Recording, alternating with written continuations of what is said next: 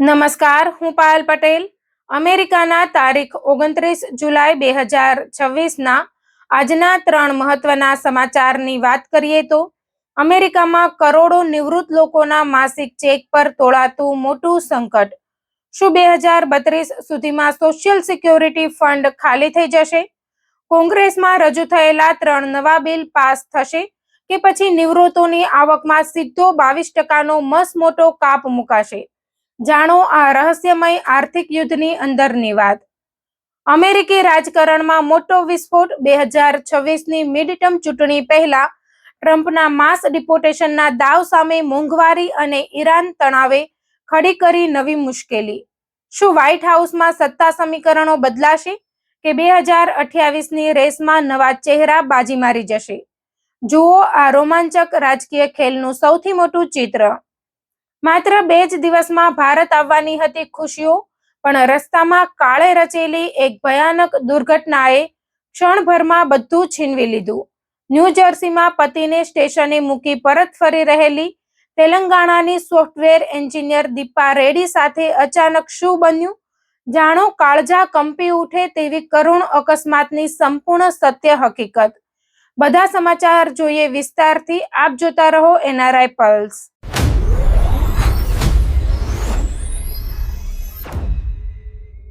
અમેરિકામાં સોશિયલ સિક્યોરિટીને લઈને ફરી એકવાર મોટી ચર્ચા શરૂ થઈ ગઈ છે. અને આ ચર્ચા માત્ર રાજકારણ પૂરતી સીમિત નથી, પરંતુ કરોડો નિવૃત્ત લોકોના ભવિષ્ય સાથે સીધી રીતે જોડાયેલી છે. સોશિયલ સિક્યોરિટી પર આધાર રાખતા લાખો સિનિયર્સ માટે આગામી 1.5 વર્ષ અત્યંત નિર્ણાયક સાબિત થઈ શકે છે. કારણ કે હવે કોંગ્રેસ સમક્ષ એવા 3 અલગ અલગ બિલ છે જે સોશિયલ સિક્યોરિટીના ભવિષ્યને સંપૂર્ણપણે બદલી શકે છે. કોઈ બિલ લાભ વધારવાની વાત કરે છે, તો કોઈ બિલ કોંગ્રેસને નિર્ણય લેવા માટે મજબૂર કરવાની વાત કરે છે, તો કોઈ બિલ સોશિયલ સિક્યોરિટી પર લાગતો ફેડરલ ટેક્સ સંપૂર્ણપણે દૂર કરવાની માંગ કરી રહ્યું છે. પરંતુ આ ત્રણેય બિલોમાંથી હજુ સુધી એક પણ બિલ કાયદો બન્યું નથી. તો આખરે આ 3 બિલ શું છે? કયું બિલ પાસ થવાની શક્યતા વધારે છે? અને સૌથી મહત્વની વાત એ કે જો કોંગ્રેસ સમયસર કોઈ નિર્ણય નહીં લે તો કરોડો લોકોના માસિક સોશિયલ સિક્યોરિટી ચેક પર શું અસર પડશે? ચાલો સમગ્ર મામલો વિગતે સમજીએ. સૌથી પહેલા વાત કરીએ સોશિયલ સિક્યોરિટીની વર્તમાન સ્થિતિની. જૂન 2026માં જાહેર થયેલા સોશિયલ સિક્યોરિટી બોર્ડ ઓફ ટ્રસ્ટીઝના વાર્ષિક રિપોર્ટમાં એક ગંભીર ચેતવણી આપવામાં આવી છે. આ રિપોર્ટ અનુસાર નિવૃત્તિ અને બચેલા પરિવારજનોને લાભ આપતું ઓલ્ડ એજ એન્ડ સર્વાઇવર્સ ઇન્સ્યોરન્સ એટલે કે OASI ટ્રસ્ટ ફંડ વર્ષ 2032ના ચોથા ત્રિમાસિક ગાળામાં ખાલી થઈ શકે છે. તેનો અર્થ એ નથી કે સોશિયલ સિક્યોરિટી સંપૂર્ણપણે બંધ થઈ જશે, પરંતુ જો કોંગ્રેસ તે પહેલા કોઈ કાયદાકીય પગલું નહીં ભરે તો વર્તમાન કાયદા મુજબ ઉપલબ્ધ આવક જેટલા જ લાભ ચૂકવી શકાશે. પરિણામે અંદાજે 22% સુધીનો કાયમી ઘટાડો તમામ લાભાર્થીઓના માસિક ચેકમાં આપમેળે લાગુ થઈ શકે છે. સૌથી મહત્વની વાત એ છે કે આ ઘટાડા માટે કોઈ નવું મતદાન, કોઈ અલગ જાહેરનામું કે કોઈ ફેઝ-ઇન સમયગાળાની જરૂર નહીં પડે. કાયદો આપોઆપ અમલમાં આવી શકે છે. આ ઘટાડાનો સામાન્ય અમેરિકન પરિવારો પર કેટલો મોટો પ્રભાવ પડી શકે છે તેનો અંદાજ આંકડાઓ પરથી લગાવી શકાય છે. જો કોઈ નિવૃત્ત વ્યક્તિ હાલમાં દર મહિને સરેરાશ $2071 સોશિયલ સિક્યોરિટી ચેક મેળવે છે, તો 22% ઘટાડા પછી તેની માસિક આવકમાંથી લગભગ $456 ઓછા થઈ શકે છે. જો પતિ અને પત્ની બંને સોશિયલ સિક્યોરિટી લાભ લેતા હોય તો તેમના ઘરની માસિક આવકમાં $900થી વધુનો ઘટાડો થઈ શકે છે. કમિટી ફોર એ રિસ્પોન્સિબલ ફેડરલ બજેટના અંદાજ મુજબ ઘણા નિવૃત્ત લોકો માટે લગભગ $500 જેટલી માસિક આવક એક જ દિવસમાં ગાયબ થઈ શકે છે. વધુ ચિંતાજનક બાબત એ છે કે ગયા વર્ષના ટ્રસ્ટીઝ રિપોર્ટમાં ટ્રસ્ટ ફંડ 2033 સુધી ચાલશે એવો અંદાજ હતો, જ્યારે હવે આ સમયમર્યાદા એક વર્ષ ઘટીને 2032 પર આવી ગઈ છે. આ પરિસ્થિતિને ધ્યાનમાં રાખીને અમેરિકન કોંગ્રેસમાં સૌથી પહેલા ચર્ચામાં આવેલું બિલ છે પ્રોમિસ એક્ટ. તેનું સંપૂર્ણ નામ છે protecting retirement opportunities and maintaining income security four everyone act. 14 જુલાઈ 2026 ના રોજ બંને પક્ષોના સેનેટર્સના જૂથે આ બિલ રજૂ કર્યું હતું. આ બિલની ખાસ વાત એ છે કે તે સોશિયલ સિક્યોરિટીના લાભોમાં સીધો વધારો કરતું નથી, લાભ ઘટાડતું પણ નથી, પેરોલ ટેક્સમાં વધારો કરતું નથી અને નિવૃત્તિની ઉંમરમાં પણ કોઈ ફેરફાર સૂચવતું નથી. તેના બદલે આ બિલ કોંગ્રેસને સમયસર નિર્ણય લેવા માટે ફરજિયાત પ્રક્રિયા બનાવવાનો પ્રયાસ કરે છે. આ બિલ મુજબ એક સ્વતંત્ર સોશિયલ સિક્યોરિટી એડવાઇઝરી બોર્ડ બનાવવામાં આવશે, જે એવો પ્રસ્તાવ તૈયાર કરશે કે જેના આધારે સોશિયલ સિક્યોરિટી ટ્રસ્ટ ફંડ ઓછામાં ઓછા આગામી 50 વર્ષ સુધી આર્થિક રીતે સક્ષમ રહી શકે. જો બોર્ડ કોઈ એકમત નિર્ણય સુધી ન પહોંચી શકે તો હાઉસ અને સેનેટના બહુમતી નેતાઓ અથવા બંને પક્ષોના સભ્યો મળીને પોતાનો વિકલ્પ રજૂ કરી શકશે. ત્યારબાદ આ પ્રસ્તાવ હાઉસ અને સેનેટની સંબંધિત કમિટીઓમાં ઝડપી પ્રક્રિયા હેઠળ જશે અને મર્યાદિત ચર્ચા પછી બંને ગૃહોમાં મતદાન થશે. આ બિલનો મુખ્ય હેતુ એ છે કે કોંગ્રેસ સોશિયલ સિક્યોરિટીનો નિર્ણય સતત ટાળતી ન રહે, પરંતુ આ બિલ સામે પણ વિરોધ શરૂ થઈ ગયો છે. 23 જુલાઈ 2026 ના રોજ અમેરિકાની સૌથી મોટી સિનિયર એડવોકેસી સંસ્થા AARP એ આ બિલની ફાસ્ટ ટ્રેક પ્રક્રિયા સામે સખત વાંધો ઉઠાવ્યો હતો. AARP નું કહેવું છે કે કરોડો સિનિયર્સના ભવિષ્યને અસર કરતા મુદ્દા પર ઝડપથી નિર્ણય લેવો યોગ્ય નથી. સંસ્થાના મતે જાહેર ચર્ચા, નિષ્ણાતોની સલાહ અને સિનિયર્સના અભિપ્રાય માટે પૂરતો સમય મળવો જોઈએ. હવે વાત કરીએ બીજા મહત્વના પ્રસ્તાવ એટલે કે સોશિયલ સિક્યોરિટી 2100 એક્ટની. આ બિલનો અભિગમ સંપૂર્ણપણે અલગ છે.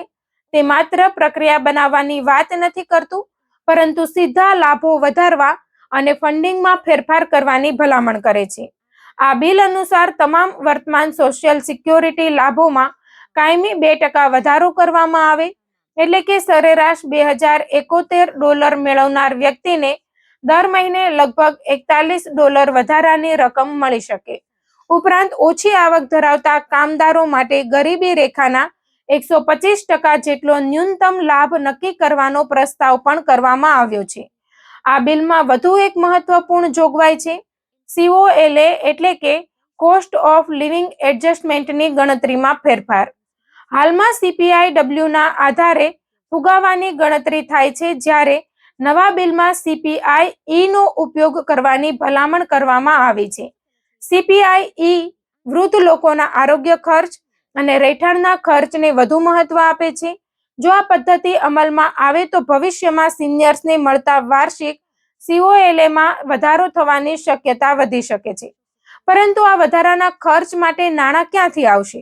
તેના જવાબમાં આ બિલ ઉચ્ચ આવક ધરાવતા લોકો પર વધુ સોશિયલ સિક્યોરિટી પેરોલ ટેક્સ લાગુ કરવાની ભલામણ કરે છે. હાલમાં પેરોલ ટેક્સ માત્ર નિર્ધારિત આવક મર્યાદા સુધી જ વસૂલવામાં આવે છે. નવા પ્રસ્તાવ મુજબ $4 લાખ થી વધુ આવક ધરાવતા લોકો પર ફરી સોશિયલ સિક્યોરિટી ટેક્સ લાગુ કરવામાં આવશે. જો કે આ જોગવાઈને લઈને રિપબ્લિકન પક્ષનો સખત વિરોધ છે. તેમનું કહેવું છે કે ટેક્સ વધારવાથી અર્થતંત્ર અને રોકાણ પર નકારાત્મક અસર પડી શકે છે. તેથી આ બિલ પસાર થવામાં રાજકીય પડકારો સૌથી મોટા અવરોધ બની રહ્યા છે. હવે વાત કરીએ ત્રીજા બિલની, જેનું નામ છે you earned it you keep it act. આ બિલનો મુખ્ય હેતુ સોશિયલ સિક્યોરિટી લાભો પર લાગતો ફેડરલ ઇન્કમ ટેક્સ સંપૂર્ણપણે દૂર કરવાનો છે.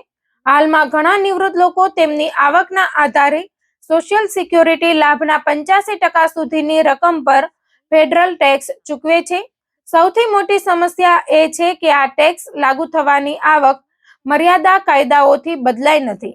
પરિણામે ફુગાવો વધતા આજે એવા ઘણા સામાન્ય નિવૃત્ત લોકો પણ ટેક્સની ઝપેટમાં આવી ગયા છે, જેઓ પહેલા ટેક્સ ચૂકવતા નહોતા. જો આ બિલ કાયદો બને તો ઘણા સિનિયર્સને દર વર્ષે હજારો ડોલરનો સીધો લાભ મળી શકે. ઉદાહરણ તરીકે, જો કોઈ નિવૃત્ત વ્યક્તિને વર્ષના $24,000 સોશિયલ સિક્યોરિટી લાભ પર 12% ટેક્સ ચૂકવવો પડે છે, તો લગભગ $2,448 જેટલી રકમ ટેક્સમાં જાય છે. ટેક્સ દૂર કરવામાં આવે તો આ રકમ સીધી તેમના હાથમાં રહેશે અને તેમની વાસ્તવિક આવકમાં વધારો થશે. જો કે આ બિલની સૌથી મોટી મુશ્કેલી એ છે કે ટેક્સ દૂર થયા પછી સરકારની આવકમાં ઘટાડો થશે અને તેની ભરપાઈ કેવી રીતે કરવામાં આવશે તેનો સ્પષ્ટ જવાબ હાલમાં આપવામાં આવ્યો નથી. તેથી આ બિલ પણ હજુ કોંગ્રેસની કમિટીમાં જ અટકેલું છે. હાલની સ્થિતિમાં સૌથી મહત્વની વાત એ છે કે આ ત્રણેય બિલ સક્રિય ચર્ચા હેઠળ છે, પરંતુ હજુ સુધી એક પણ બિલ કાયદો બન્યું નથી. એટલે સોશિયલ સિક્યોરિટીના ભવિષ્ય અંગે અંતિમ નિર્ણય હજુ લેવાયો નથી, પરંતુ સમય ઝડપથી પસાર થઈ રહ્યો છે. ટ્રસ્ટીઝના અંદાજ મુજબ 2032 સુધીનો સમય હવે બહુ દૂર નથી. જો કોંગ્રેસ સમયસર સમાધાન શોધી શકશે તો લાભોમાં મોટા ઘટાડાને અટકાવી શકાશે. જો રાજકીય મતભેદો ચાલુ રહેશે તો કરોડો અમેરિકન સિનિયર્સને તેની સીધી અસર સહન કરવી પડી શકે છે. આગામી લગભગ 18 મહિના સોશિયલ સિક્યોરિટીના ઇતિહાસમાં સૌથી નિર્ણાયક સમયગાળો બની શકે છે. કોંગ્રેસ કયો રસ્તો પસંદ કરે છે? લાભ વધારવાનો, ટેક્સ વધારવાનો, નવી પ્રક્રિયા બનાવવાની કે ટેક્સ દૂર કરવાની દિશામાં આગળ વધે છે કે નહીં, તેના આધારે કરોડો નિવૃત્ત લોકોનું આર્થિક ભવિષ્ય નક્કી થશે. તેથી અમેરિકામાં રહેતા દરેક સોશિયલ સિક્યુરિટી લાભાર્થી માટે કોંગ્રેસની આગામી કાર્યવાહી પર સતત નજર રાખવી અત્યંત જરૂરી બની ગઈ છે.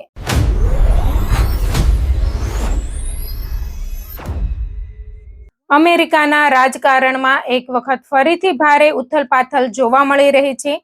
2026ની મિડટર્મ ચૂંટણીઓ હવે ગણતરીના મહિના બાકી રહ્યા છે અને આ ચૂંટણી માત્ર કોંગ્રેસમાં બહુમતી નક્કી કરશે એટલું જ નહીં, પરંતુ 2028ની રાષ્ટ્રપતિ ચૂંટણીની દિશા પણ નક્કી કરી શકે છે. અત્યાર સુધી ડોનાલ્ડ ટ્રમ્પનું સૌથી મોટું રાજકીય હથિયાર ગણાતી ઇમિગ્રેશન પોલિસી અને માસ ડિપોર્ટેશનની ઝુંબેશ હવે ફરી એક વખત ચર્ચાના કેન્દ્રમાં આવી છે. પરંતુ આ વખતે પરિસ્થિતિ 2024 જેવી દેખાતી નથી, કારણ કે ટ્રમ્પ અને રિપબ્લિકન પાર્ટી સામે હવે એક સાથે અનેક પડકારો ઊભા થયા છે. વધતી મોંઘવારી, ઈરાન સાથેનું વધતું તણાવ, ગેસ અને ફ્યુલની કિંમતોમાં વધારો, ટેરિફની નીતિઓ અને ઇઝરાયેલને આપવામાં આવતી અમેરિકાની મદદ જેવા મુદ્દાઓ હવે સામાન્ય અમેરિકન મતદારો માટે વધુ મહત્વના બની રહ્યા છે. અનેક નવા ઓપિનિયન પોલ્સ દર્શાવે છે કે અમેરિકાની જનતા હવે માત્ર સરહદ સુરક્ષા અથવા ગેરકાયદેસર ઇમિગ્રેશન નહીં, પરંતુ પોતાના ઘરના ખર્ચ, રોજિંદા જીવન અને આર્થિક સ્થિતિને લઈને વધુ ચિંતિત છે. આ જ કારણ છે કે રાજકીય વિશ્લેષકો માની રહ્યા છે કે 2026ની મિડટર્મ ચૂંટણી છેલ્લા ઘણા વર્ષોની સૌથી મહત્વપૂર્ણ ચૂંટણી બની શકે છે. તાજેતરના વિવિધ સર્વેક્ષણો અને રાજકીય વિશ્લેષણો સૂચવે છે કે ટ્રમ્પ સરકારની કેટલીક નીતિઓને લઈને લોકોમાં અસંતોષ વધી રહ્યો છે. ખાસ કરીને ઈરાન સામે અપનાવવામાં આવેલી આક્રમક નીતિ, નવા ટેરિફ અને આંતરરાષ્ટ્રીય મુદ્દાઓમાં અમેરિકાની સક્રિય ભૂમિકાને લઈને મતદારોના અભિપ્રાય બદલાતા જોવા મળી રહ્યા છે. ઘણા અમેરિકનો માને છે કે વિદેશ નીતિના નિર્ણયોનો સીધો પ્રભાવ તેમના જીવન પર પડી રહ્યો છે. પેટ્રોલ, ડીઝલ અને ઉર્જાના ખર્ચમાં થયેલા વધારાના કારણે પરિવારોના માસિક બજેટ પર વધારાનો બોજ આવ્યો છે. લોકો માટે હવે સૌથી મોટો પ્રશ્ન એ નથી કે સરહદ પર કેટલા લોકો રોકાયા, પરંતુ પોતાના વાહનમાં પેટ્રોલ ભરાવાનો ખર્ચ કેટલો વધી ગયો છે અને બજારમાં રોજિંદા ઉપયોગની વસ્તુઓ કેટલી મોંઘી થઈ ગઈ છે. રાજકીય ચર્ચાઓમાં હવે કોસ્ટ ઓફ લિવિંગ શબ્દ સૌથી વધુ સાંભળવા મળી રહ્યો છે અને એ જ મુદ્દો ચૂંટણીમાં નિર્ણાયક સાબિત થઈ શકે છે. ઈરાન સાથેના તણાવની અસર અંગે આવેલા પોલ્સમાં એક મહત્વપૂર્ણ સંકેત મળ્યો છે. બહુમતી અમેરિકનોનું માનવું છે કે જો આંતરરાષ્ટ્રીય સંઘર્ષના કારણે ફ્યુઅલની કિંમતો સતત વધતી રહેશે તો તેની સીધી અસર તેમના જીવન પર પડશે. અંદાજે 65% લોકોએ વધુ ખર્ચ ચૂકવવાની તૈયારી ન હોવાનું જણાવ્યું છે, જ્યારે લગભગ 66% લોકોએ વધતી ફ્યુઅલ કિંમતો માટે રિપબ્લિકન નીતિઓને જવાબદાર ગણાવી છે. રાજકીય રીતે આ આંકડા ખૂબ મહત્વના માનવામાં આવે છે, કારણ કે અમેરિકામાં પેટ્રોલની કિંમત મતદારોના મૂડને ઝડપથી પ્રભાવિત કરતી બાબતોમાંની એક ગણાય છે.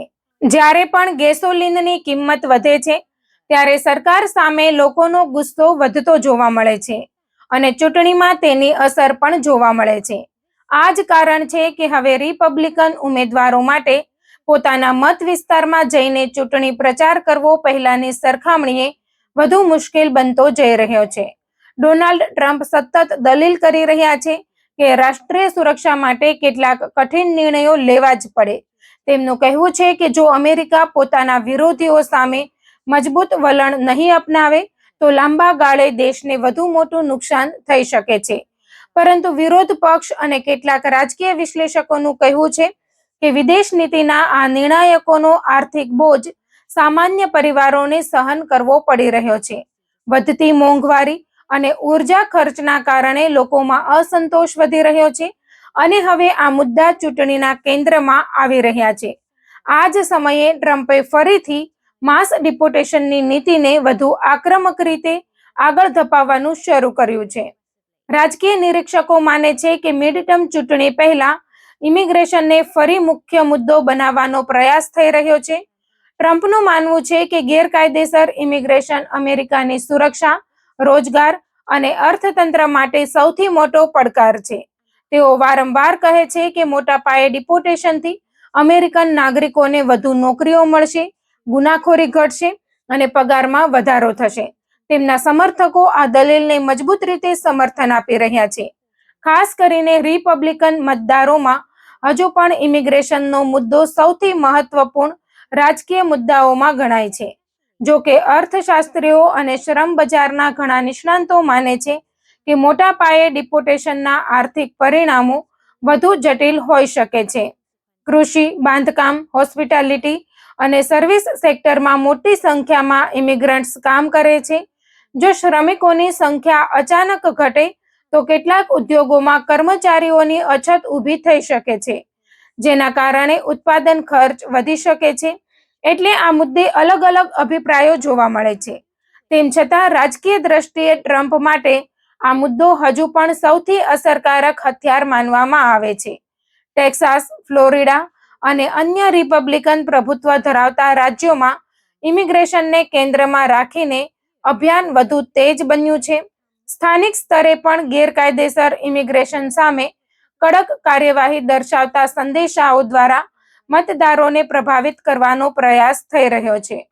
2024ની ચૂંટણીમાં પણ ટ્રમ્પને આ મુદ્દાથી નોંધપાત્ર રાજકીય લાભ મળ્યો હતો અને હવે તેમની ટીમ ફરી એ જ વ્યૂહરચના અપનાવી રહી હોવાનું માનવામાં આવે છે.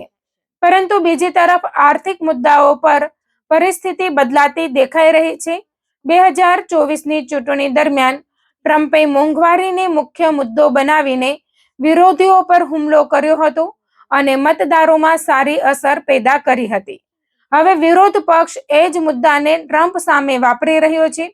ઘણા સર્વેક્ષણોમાં કોસ્ટ ઓફ લિવિંગ અને મોંઘવારીના મુદ્દે ડેમોક્રેટિક પાર્ટીને વધુ વિશ્વસનીય માનવામાં આવી રહી છે. રાજકીય વિશ્લેષકોનું કહેવું છે કે જો આ વલણ યથાવત રહેશે તો રિપબ્લિકન પાર્ટી માટે હાઉસ ઓફ રિપ્રેઝેન્ટેટિવ્સમાં બહુમતી જાળવવી મુશ્કેલ બની શકે છે. અમેરિકાની ચૂંટણી વ્યવસ્થામાં હાઉસની બહુમતી ગુમાવવાનો અર્થ એ થાય છે કે રાષ્ટ્રપતિ માટે પોતાની નીતિઓ અમલમાં મૂકવી વધુ મુશ્કેલ બની શકે. વિદેશ નીતિનો વધુ એક મહત્વપૂર્ણ મુદ્દો ઇઝરાયેલને આપવામાં આવતી અમેરિકન લશ્કરી મદદ છે. છેલ્લા કેટલાક વર્ષોમાં આ મુદ્દે અમેરિકન જનતાના અભિપ્રાયમાં નોંધપાત્ર ફેરફાર જોવા મળ્યો છે. અગાઉ ઇઝરાયેલને મજબૂત સમર્થન આપતી મોટી સંખ્યામાં જનતા હવે વધુ સાવચેત વલણ અપનાવતી જોવા મળે છે. અનેક સર્વેક્ષણોમાં બહુમતી લોકોએ એવું માન્યું છે કે અમેરિકાએ ઇઝરાયેલને આપવામાં આવતી લશ્કરી સહાય ઘટાડવી જોઈએ અથવા તેની સમીક્ષા કરવી જોઈએ. યુવા મતદારોમાં આ મુદ્દે ખાસ કરીને અલગ વલણ જોવા મળી રહ્યું છે.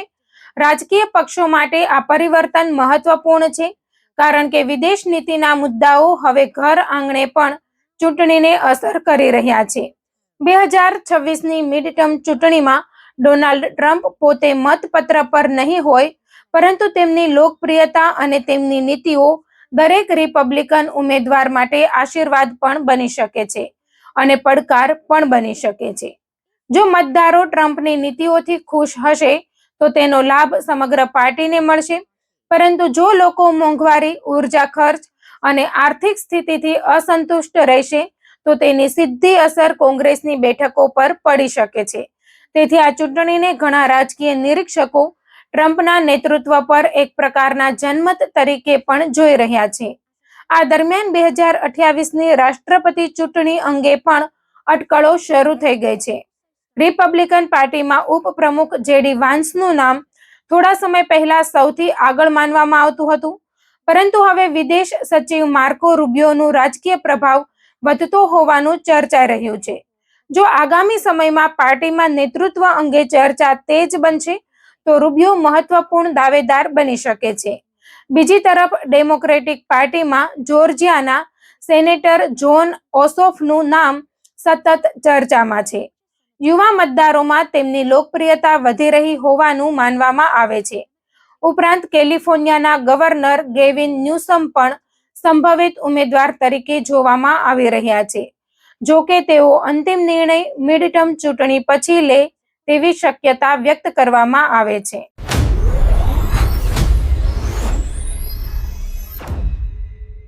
ન્યૂ જર્સીમાંથી એક હૃદયદ્રાવક સમાચાર સામે આવ્યા છે, જ્યાં ભારતીય મૂળની એક સોફ્ટવેર એન્જિનિયર મહિલાનું માર્ગ અકસ્માતમાં કરુણ મોત નીપજ્યું છે.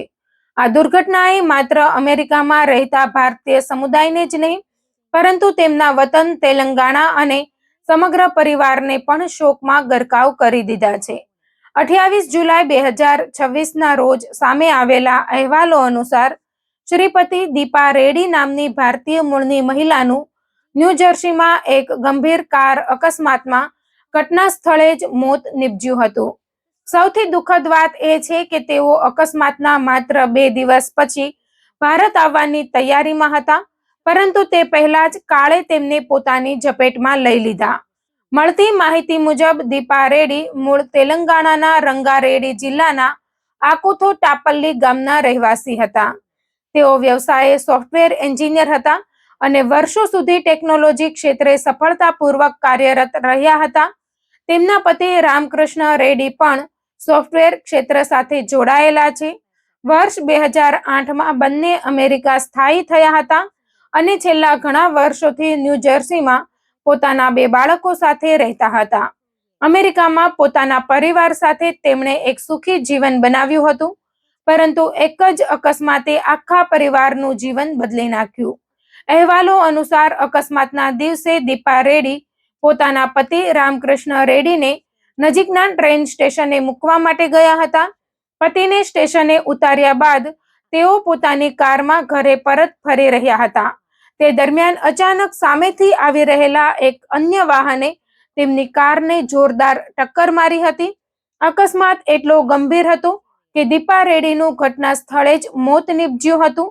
ઇમરજન્સી ટીમો ઘટના સ્થળે પહોંચી હતી, પરંતુ તેમને બચાવી શકાયા નહોતા. આ સમાચાર મળતા જ તેમના પરિવારજનો, મિત્રો અને ભારતીય સમુદાયમાં ભારે શોકની લાગણી ફેલાઈ ગઈ હતી. અકસ્માત બાદ ન્યૂ જર્સી પોલીસે તપાસ શરૂ કરી છે. પરિવારના જણાવ્યા અને સોશિયલ મીડિયા પર સામે આવેલી માહિતી અનુસાર ટક્કર મારનાર વાહનના ડ્રાઈવરને પોલીસે કસ્ટડીમાં લીધો હોવાનું જાણવા મળ્યું છે.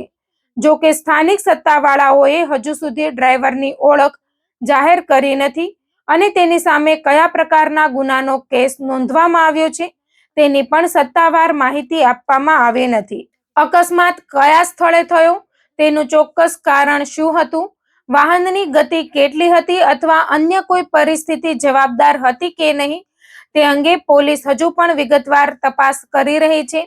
તેથી અધિકારીઓએ લોકોને સત્તાવાર તપાસ પૂર્ણ ન થાય ત્યાં સુધી અટકળોથી દૂર રહેવાની અપીલ કરી છે. આ સમગ્ર ઘટનાને વધુ કરુણ બનાવતી વાત એ છે કે દીપા રેડ્ડી માત્ર 2 દિવસ પછી ભારત આવવાના હતા. તેઓ પોતાના પરિવારજનોને મળવા અને વતનમાં થોડો સમય પસાર કરવાની તૈયારીમાં હતા. પરિવાર આતુરતાથી તેમની રાહ જોઈ રહ્યો હતો, પરંતુ તેમના આગમનની જગ્યાએ તેમના નિધનના સમાચાર પહોંચતા સમગ્ર પરિવાર પર આભ ફાટી પડ્યું. હૈદરાબાદના હસ્તિનાપુર વિસ્તારમાં આવેલી ટીચર્સ કોલોનીમાં રહેતા તેમના પરિવારજનો હાલમાં ભારે આઘાતમાં છે.